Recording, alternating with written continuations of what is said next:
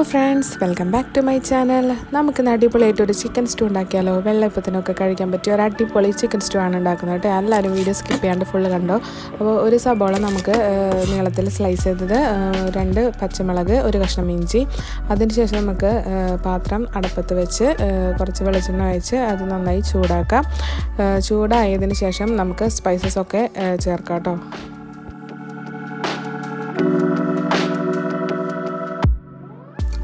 എണ്ണ നന്നായി ചൂടായതിന് ശേഷം നമുക്ക് ഒരു കഷ്ണം പട്ട, അതിനുശേഷം ഒരു 4-5 ഏലക്ക, പിന്നെ ഒരു 3-4 ഗ്രാമ്പു അത് ചേർത്തതിന് ശേഷം കുറച്ച് കുരുമുളക് ഫുള്ളായിട്ടുള്ളത് കൂടി ചേർക്കാം കേട്ടോ. അതൊന്ന് പൊട്ടി വരുമ്പോൾ നമുക്ക് നമ്മൾ അരിഞ്ഞ് വെച്ചിട്ടുള്ള പച്ചമുളകും ഇഞ്ചിയും മിക്സ് ചെയ്തിട്ട് നന്നായിട്ട് സോട്ട് ചെയ്തെടുക്കാം.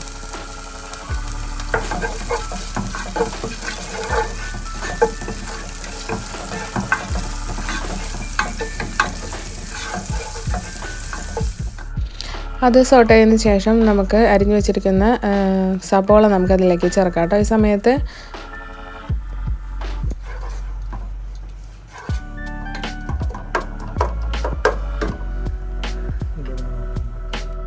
സബോള കുറച്ച് നേരം വാടിയതിന് ശേഷം നമുക്ക് കുറച്ച് വേപ്പില ചേർക്കാം കേട്ടോ.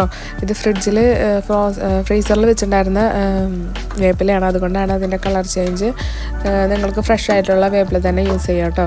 അത് നന്നായി ഇളക്കിയെടുത്തതിന് ശേഷം നമ്മളൊരു 1/2 സ്പൂൺ മസാലപ്പൊടിയാണ് കേട്ടോ ചേർക്കുന്നത്. ഇതിലേക്ക് വേറെ പൊടികളൊന്നും ചേർക്കേണ്ട ആവശ്യമില്ല. ഒരു 1/2 സ്പൂൺ മസാലപ്പൊടി മാത്രം ചേർക്കുക. അതിനുശേഷം നന്നായി ഇളക്കിയതിന് ശേഷം നമുക്ക് ചിക്കൻ ചേർക്കാം കേട്ടോ. ചിക്കൻ ഈ സമയത്താണ് നമ്മൾ ചേർക്കണേ. ചിക്കൻ ചേർത്ത് നന്നായി ഇളക്കി യോജിപ്പിക്കുക.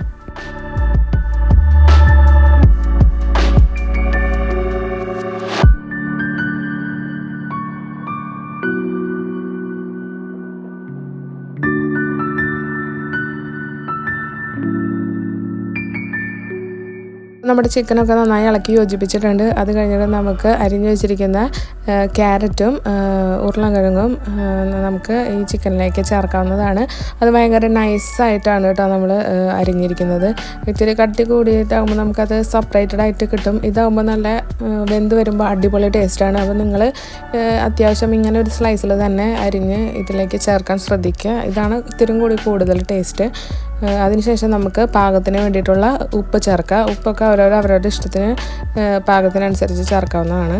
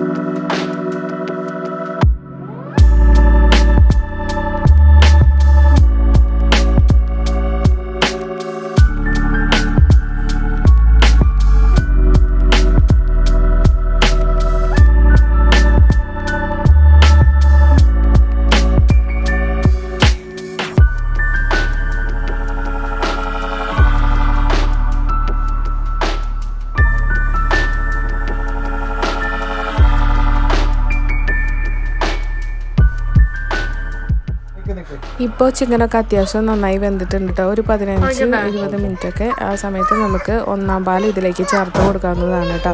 1-ാം പാൽ ചേർത്ത് കൊടുത്തു കഴിഞ്ഞാൽ പിന്നെ നമുക്ക് അധികം നേരം സ്റ്റൗ ഓണാക്കി വെക്കേണ്ട, വേഗം തന്നെ സ്റ്റൗ ഓഫ് ചെയ്യാം കേട്ടോ. ഫസ്റ്റത്തെ തിള വരുമ്പോഴേക്കും നമുക്ക് സ്റ്റൗ ഓഫ് ചെയ്ത് വെക്കാം. പിന്നെ നമുക്ക് അടുത്തത് ഇതിലേക്ക് കാച്ചൊഴിക്കേണ്ട സാധനങ്ങളൊക്കെ റെഡിയാക്കാം. ഒരു 15-20 മിനിറ്റൊക്കെയാണ് നമ്മുടെ ചിക്കൻ വേവാനുള്ള സമയം കേട്ടോ. അതിനുള്ളിൽ നമുക്ക് ലാസ്റ്റ് ആകുമ്പോൾ വേറൊരു പാൻ അടുപ്പത്ത് വെച്ച് നമുക്ക് ഇതിലേക്ക് വറുത്ത് കോരിയിട്ടുള്ള സാധനങ്ങളൊക്കെ സെറ്റ് ചെയ്യാം. അതിന് വേണ്ടിയിട്ട് ആദ്യം തന്നെ കുറച്ച് കാഷ്യൂ നട്ട്സും കുറച്ച് കിസ്മിസും കൂടി നെയ്യിലിട്ട് നമുക്കൊന്ന് വറുത്ത് കോരിയെടുക്കാം കേട്ടോ.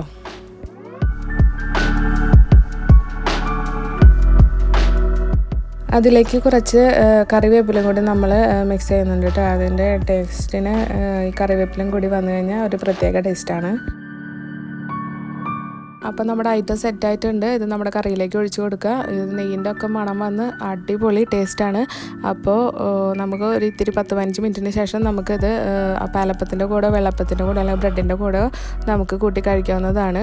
അപ്പോൾ ഈ വീഡിയോ ഇഷ്ടപ്പെട്ടാൽ നിങ്ങൾ എന്തായാലും നിങ്ങളുടെ ഫ്രണ്ട്സിനും ഫാമിലിക്കും ഷെയർ ചെയ്ത് കൊടുക്കാൻ മറക്കണ്ട. നെക്സ്റ്റ് വീഡിയോ ആയിട്ട് വരുന്നവരിക്കും എല്ലാവർക്കും ബൈ.